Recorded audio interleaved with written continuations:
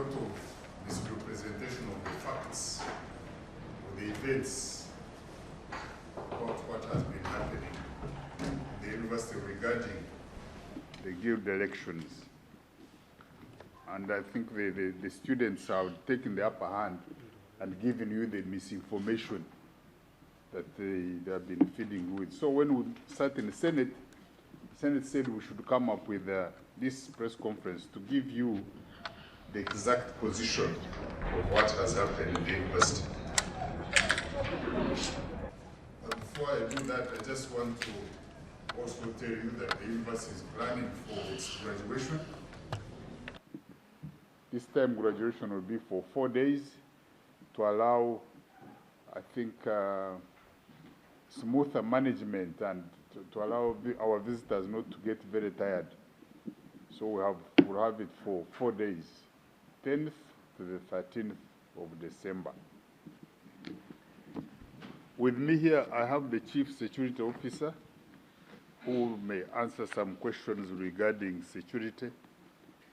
But one thing that must be made clear is that the university is very busy preparing for exams, end of semester exams, which are due to begin around the 25th of November.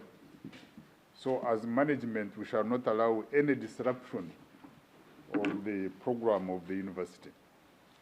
So what happened with the student selections?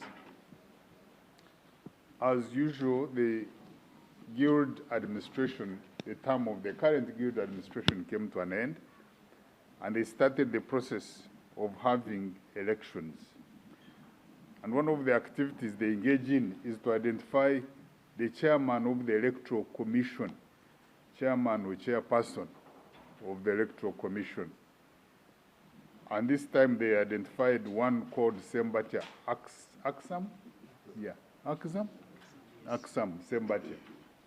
So he was the one appointed to be the chairperson of the electoral commission. So we received information from him giving us the roadmap for the conduct of the elections. And the elections were supposed to take place initially on the 10th, on the 10th of November, and he postponed them to 17th unilaterally, and then to 22nd. Eh? Finally, he told us the elections will be held on 22nd. So there was a bit of confusion as what was happening in the guild elections.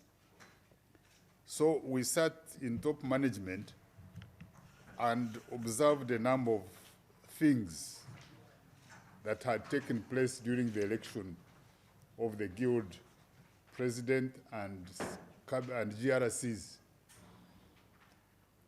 One, the office of the Dean of Students had received numerous petitions from candidates challenging the electoral process, and these petitions had not yet been addressed.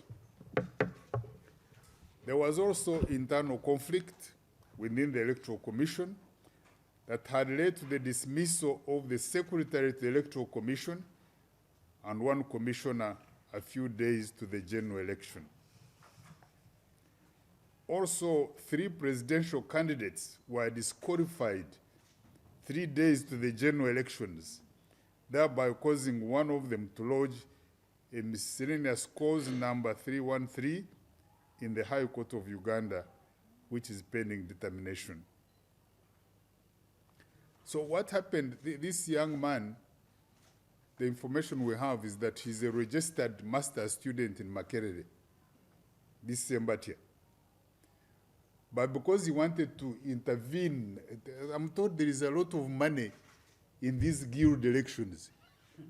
So he was looking for money. So he came, applied for a diploma course in Kyambogo using A-level results, and then he was admitted with the whole intention of causing instability. So when he came in, he confused his colleagues, and he was elected to be chairperson of the Electoral Commission. So we have a system here. I think in public universities, you can use your A-level results to apply for any course, anytime. So we have students who finished here. I'm told this boy finished in 2019, 2020, around there. And he came back for that purpose only. So you are allowed to use your A-level results to apply for any course as long as you are going to pay for it in any university. So like some of you finished university in 2010, you can now go and do a certificate in IT in any university using your A-level results. So this is what happened. So this guy took over the Electoral Commission, mismanaged it, dismissed some of the candidates unilaterally, extended the election days without consulting anybody. And one of the petitions we have is that he was collecting money from these candidates, because each candidate is supposed to pay 800,000 nomination fee. So during some time, the system, I think, was 40, or they made it 40. So he was the one collecting the money from these students. So the students, and he collected money and did not give them receipts. All these are allegations which we are investigating. Another thing, delays in the submission of information relating to the details of the aspiring candidates. There was a need to print ballot papers for the Guild presidential aspirants. I think there were about 9. And then for the GRCs, people standing to represent faculties and schools and halls of residence. And in order for you to print ballot papers, there must be a photograph of the person who is standing with the clear details of that person. That information, this boy did not submit it to the person who wanted to print ballot papers. And it was deliberate. So there was total mayhem. And this boy is in hiding. His colleagues are demanding for accountability. They are demanding for the money he took from them. So he's in hiding. And he has been conducting business online because he cannot be seen. And he's wanted by police for a number of things. So when we realized all that, I want to tell you that there is administration in this university. And clearly the Vice Chancellor is in charge of financial, academic, and administrative affairs of the university. Anything that happens here falls on the Vice Chancellor. So we had a meeting in top management. And top management took a decision that, resulting from these observations we have made, one, to suspend the 2024-2025 Guild elections until further notice. That one we have done already.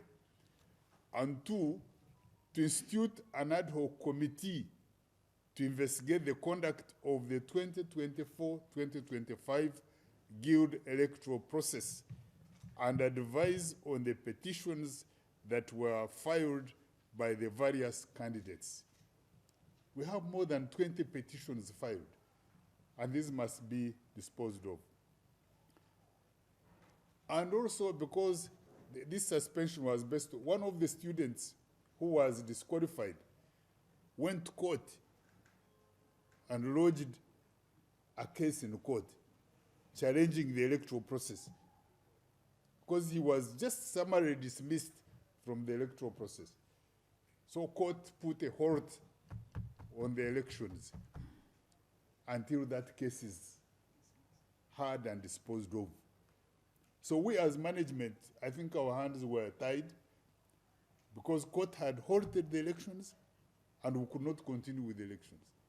So we had to suspend the whole exercise.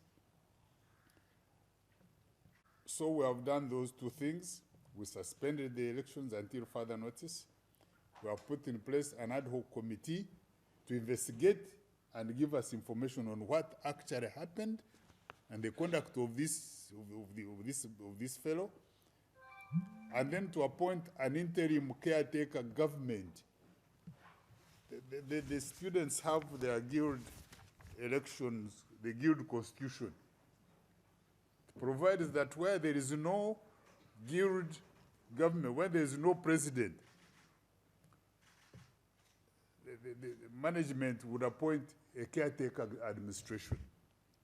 And we have done this, comprised of the dean of students as the chairperson, then the principal legal officer, and I think a representative of the wardens, and then all the hall chairpersons. And we have about 5 halls. So this committee, interim caretaker government, has been appointed. So management took this decision to ensure that there is peace in the university, because with these guild elections being messed up, they were infiltrated by various parties, various party organizations, NOP, UPC, DP, NRM, all these, and their camps were fighting. There are some students who were injured as a result of the fights with these groups in Banda in the night. One of the students lost his eye, and another, I think, was injured and is in hospital. And a number of them were arrested because of that fighting. So we have taken this decision to create peace in the university. And you colleagues who are in the social media, these students have started misusing the social media. They saturate messages saying they are from me when I'm not aware. They put their photographs and say the dean of students is standing to be the guild president. No, please support her. All this type of nonsense. So you can see this body is completely disorganized, and we as management cannot afford to see this going on. One of the problems we have identified is the guild constitution. Council identified this as a major problem regarding student matters. And Council directed and put in place a committee to review the guild constitution. That's going to be one of the activities we perform during this suspension. And the students are calling me and telling me to tell them when the elections will be held. This committee we have put in place, we have given them 4 weeks in which to prepare a report for us. So we are going to use this time to review the activities of the guild and then come up with recommendations. And they were saying, but the VC said until further notice, can he tell us when the elections will be held? I cannot tell them when. It will depend on when all this mess is cleaned up. And maybe that may be next semester, but this semester there will be no guild elections. The university is going into exams. And I want to make it clear that any student who tries to disrupt the operations of the university will be dealt with in various ways, including dismissal and suspension. There are some students who are in the habit of chasing their colleagues out of classes. And I'm told some of these are actually not students. They are hooligans from Banda. They are hired by these students to come and disrupt the operations of the university. If any student is involved in that misconduct, take it from me, we are going to take stern measures. And some of them will be dismissed from the university. They can go and study in any other institution they want. Some of these fellows are, I think they are, what is the term? They are misled to think that they can cause chaos, because I'm told the purpose of the chairperson of the Electoral Commission was to disqualify everybody and leave there one person whom he wanted. He had disqualified about 4, and I think there were about 2 remaining, and he was about to disqualify them and then leave there one person whom he wanted. And his colleagues said, no, you can't do that. So we cannot allow that situation to prevail in the university, as if there is no, had tried to stay out of the students' elections. We had stayed out. We are not involved. The previous administration chooses the electoral commission chair. The chair puts in place the commission. They conduct elections. They tell us when the elections are going to be held, and we wait for the guild government to swear it in. So we don't get involved. We only get involved when there is chaos and commotion, when they have failed to manage their affairs. That's when we get involved. Your second question was? About which specific clauses are you looking at? Yeah, there is a committee that has been put in place by council. They will review the whole constitution and recommend clauses for amendment to the council. It's the council that is responsible for that. Because I'm wondering what's part of saying that we need to review the constitution. Because we identify most of the problems are a result of the constitution. The electoral commission has a lot of power to do anything he wants with the elections. And the students had been complaining. So we are going to look at what provisions of the constitution are causing a problem, and we amend those. My name is Annette from ABC. As I said, we are planning for graduation for the 4 days, beginning 10th to the 13th of December. For the first day, we have invited the president to be our chief guest, who is the visitor of the university. And for the last day, we have invited the Minister of Education and Sports to be our guest. We shall see how we manage the days in between. And this time, we want the function to start early, maybe 9:30, and we want the function to be ending by about 3 latest. So we shall do that. And we are expecting, we're still compiling the graduation lists, but we expect about 12,000 students. But that information will come much clearer towards the dates of the graduation. As whether we're affected by the strike by staff of public universities, the answer is no. We are not affected. But colleagues, you must know that this issue of salary enhancement, this was a matter which was taken up by the president. And by the way, the president is the one who initiated the salary enhancement. It was not the staff. He did his benchmarks and asked what are the professors earn in South Africa, in Nigeria. And he was told it was about 17 million, which is about $4,000. Then he said, yeah, I can pay my professors that money so that they don't leave the university to go away. And that has been done partly. So the members of management, like the vice chancellors, were paid or enhanced fully, together with the professors and associate professors. And he said, when money becomes available, I will enhance these other cadres. And we are relying on his promise. So members of staff who want to say we want enhancement, we point them to the source of that information. So we were not affected. I'm glad you have asked the issue of harmonization. I don't know why some people find it very difficult to understand. Some people understand, but they want to say, oh, for us, we will push this line, maybe we shall benefit. What is harmonization? According to public service, harmonization is paying people who do the same job, the same amount of money in public universities. People who do the same job, the same amount of money. So what are we saying? All vice chancellors are paid the same money, 20 million. Whether you are a vice chancellor of Makerere or university like Muni, with about 300 students, you are a vice chancellor. So you earn the 20 million. Professors have been brought to about 16 million. And if you are doing the same job, then you earn that money. So academic staff, non-academic staff, if you are a university secretary in a public university, you are doing the same job. So you earn the same money. That is harmonization. And when public service started the harmonization, they adopted the salary structure of Kyambogo. I want you to note this. Some of you are not writing, you better write it.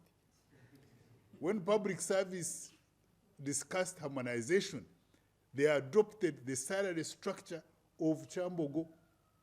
How was the salary structure of Kyambogo different? The salary structure of Kyambogo ran from M1 to M15 when we were still using that M. M, by the way, stands for Makerere. But now they put it PU, public universities 1 to public universities 15. In these other public universities which are making noise, their salary structure was moving from PU1 to PU22. Do you understand the implications of this? It implies that the driver, if the driver is the lowest paid person, it implies that the driver in Kyambogo was on PU15. He was earning something like 1.8 million per month, while the driver in Makerere, who was on PU22, was earning 300,000. Do you see the disparity? So the public service adopted the Kyambogo University structure, bringing everybody within that scale. So Kyambogo University did not need any money for harmonization. Am I clear? Yeah. Because we were operating in this structure for a long time, I think since about 2014, 2015. So we didn't need money for harmonization. There are those people who wanted to bring their staff from PU22 so that the lowest paid is PU15, who needed money. Makerere, Ustema, moves, they needed money, 12 billion, 16 billion, because they wanted to bring their staff to PU15. And in the last meeting that they had in public service, the Minister of Public Service directed that you go and make sure that the lowest paid person in your university earns PU15 like in Kyambogo. Are we clear? Yeah. Some people have mistaken harmonization for salary enhancement. They are saying, we want all people in PU3 to earn the same. Because PU3 is a salary scale, for example, professors and university secretary. So they are saying, we want the university secretary to earn the same as a professor. They are not doing the same job. So you are mistaking enhancement for harmonization. So those will take different approaches. I hope I've answered your question. I had a meeting in the Ministry of Finance. We presented the staffing structure of Kyambogo. And it was observed that the academic staff positions are very low.